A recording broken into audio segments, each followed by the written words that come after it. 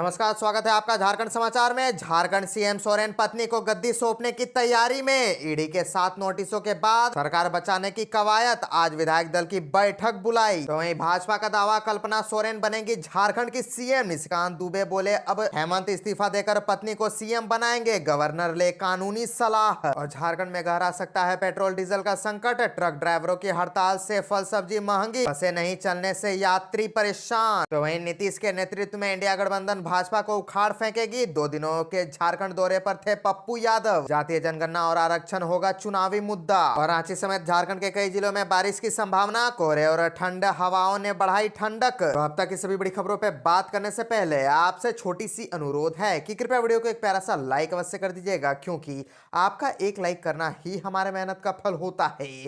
तो शुरुआत करते हैं आज की पहली और बड़ी खबर से।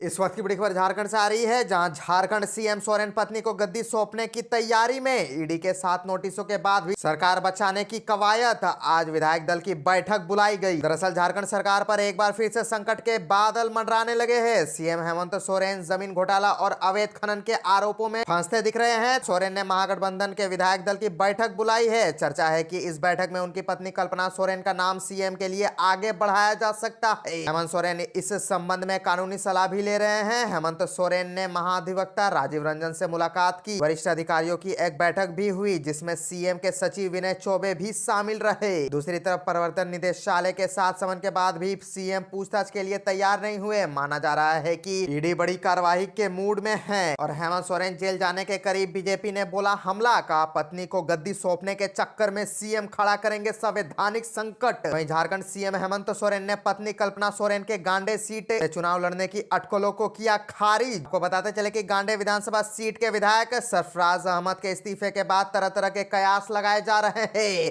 विपक्षी दल बीजेपी के नेता लगातार बयान दे रहे हैं। सीएम हेमंत सोरेन की पत्नी कल्पना सोरेन को झारखंड के सीएम पद की कमान दिए जाने की अटकलें लगाई जा रही है। झारखंड के मुख्यमंत्री हेमंत सोरेन ने गांडे विधानसभा सीट के पत्नी कल्पना सोरेन के चुनाव लड़ने के कयासों को खारिज कर दिया है। उन्होंने कहा कि यह बीजेपी की दिमागी उपज है। समाचार एजेंसी पीटीआई भाषा से बातचीत में उन्होंने कहा कि इस कयासों में कोई सच्चाई नहीं है।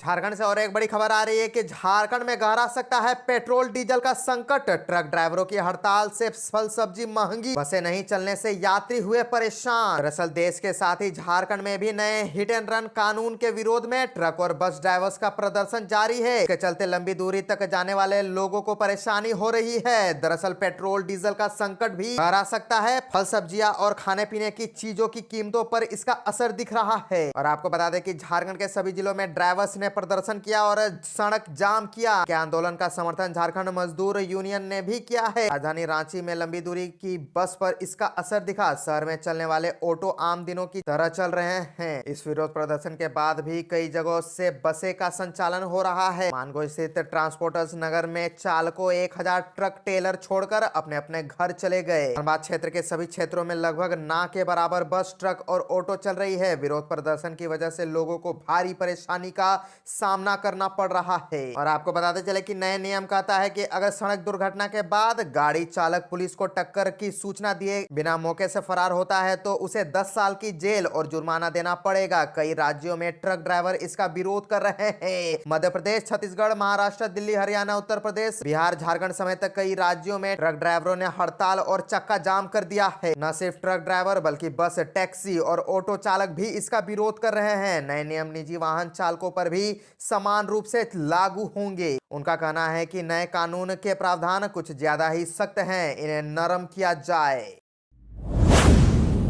और रांची समेत झारखंड के कई जिलों में बारिश की संभावना। कोहरे और ठंड हवाओं ने बढ़ाई ठंड। दरअसल झारखंड में मौसम अपना मिजाज बदल रहा है। जनवरी के पहले सप्ताह में राज्य के कई हिस्सों में बारिश होने की संभावना है। मौसम विभाग ने मौसम में आ रहे इस बदलाव की वजह साइक्लोनिक सर्कुलेशन को बताया है। झारखंड में अगले 4-5 दिनों तक कुछ जगहों पर बारिश हो सकती है। राज्य के कई हिस्सों में कोहरा और धुंध का असर है। राजधानी में आसमान साफ रहा, लेकिन देवघर, दुमका, गोड्डा, पश्चिम सिंहभूम, सिमडेगा सहित कई इलाकों में आसमान में बादल नजर आने लगे हैं। मौसम विभाग ने बदलते मौसम के मिजाज को देखते हुए येलो अलर्ट जारी किया है। राजधानी रांची समेत राज्य के अन्य हिस्सों के न्यूनतम तापमान में बड़े बदलाव की संभावना नहीं है। आपको बता दें कि आज सुबह से मध्यम दर्जे का कोहरा या धुंध छाया रहा। 3 से 5 जनवरी तक राजधानी रांची समेत रामगढ़, हजारीबाग, बोकारो, गुमला और खूंटी के अलावे उत्तर पश्चिमी हिस्से के कहीं कहीं आंशिक बादल छाए रहने के आसार है। इस दौरान बारिश भी हो सकती है। बारिश हुई तो राज्य में तापमान में और कनकनी बढ़ेगी और तापमान भी गिरेगा। मौसम विभाग के अनुसार अगले 2 दिनों के दौरान न्यूनतम तापमान में 2 से 4 डिग्री सेल्सियस की बढ़त हो सकती है। इस दौरान रांची का न्यूनतम तापमान 12 से 14 डिग्री सेल्सियस के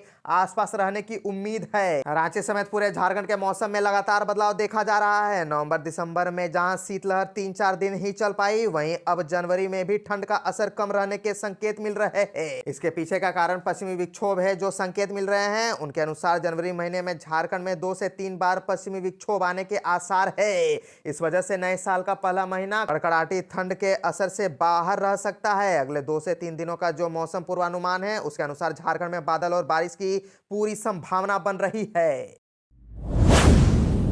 झारखंड में 26,001 पदों पर सहायक आचार्य नियुक्ति प्रतियोगिता परीक्षा स्थगित होगी। झारखंड कर्मचारी चयन आयोग परीक्षा स्थगित करने की सूचना इसी सप्ताह जारी कर सकता है। पूर्व में आयोग द्वारा जारी सूचना के मुताबिक लिखित परीक्षा 12 जनवरी से 31 जनवरी तक निर्धारित है। झारखंड हाईकोर्ट के निर्देश के बाद अब परीक्षा में टीटेट और दूसरे राज्यों में टेट पास अभ्यर्थियों को भी शामिल किया जाना है। इसको लेकर स्कूली शिक्षा व साक्षरता विभाग प्रारंभिक स्कूल शिक्षक नियुक्ति नियमावली में संशोधन कर रहा है। नियमावली में संशोधन के बाद उसे कैबिनेट से पास कराना होगा। उसके बाद ही कार्मिक विभाग के माध्यम से जेएसएससी को भेजना होगा। जेएसएससी संशोधन नियमावली के आधार पर सीटेट पास और दूसरे राज्यों से टेट पास अभ्यर्थियों से आवेदन लेगा। इसके लिए एक निश्चित समय सीमा का निर्धारण हो सकता है। जेएसएससी 10 से 15 दिनों का समय इन अभ्यर्थियों को दे सकता है। उसके बाद पूर्व में आवेदन करने वाले अभ्यर्थियों के साथ साथ नए आवेदन करने वाले सीटेट व दूसरे राज्यों के टेट पास अभ्यर्थियों की लिखित परीक्षा होगी। इसलिए ही 12 जनवरी से निर्धारित परीक्षा को स्थगित कर फरवरी मार्च से आयोजित किया जा सकेगा। और आपको यह भी बता दें कि 6 से 26 फरवरी तक मैट्रिक इंटरमीडिएट की बोर्ड परीक्षा निर्धारित है। ऐसे में इसके बाद ही सहायक आचार्य की लिखित परीक्षा हो सकेगी। जानकारी के अनुसार परीक्षा की नई तिथि की घोषणा बाद में की जाएगी। सीटेट और दूसरे राज्यों से टेट पास अभ्यर्थियों को सहायक आचार्यों के अलावा कस्तूरबा गांधी बालिका आवासीय विद्यालय और झारखंड बालिका आवासीय विद्यालय की नियुक्ति में भी शामिल होने का मौका मिलेगा। अब तक नियमावली में सिर्फ झारखंड शिक्षक पात्रता परीक्षा पास अभ्यर्थी को नियुक्ति प्रक्रिया में शामिल होने का प्रावधान था। हाईकोर्ट के निर्देश के अनुसार सीटेट और दूसरे राज्यों से टेट पास अभ्यर्थी अगर सहायक आचार्य बनते हैं तो उन्हें 3 सालों के अंदर पहले प्रयास में झारखंड शिक्षक पात्रता परीक्षा पास करनी होगी।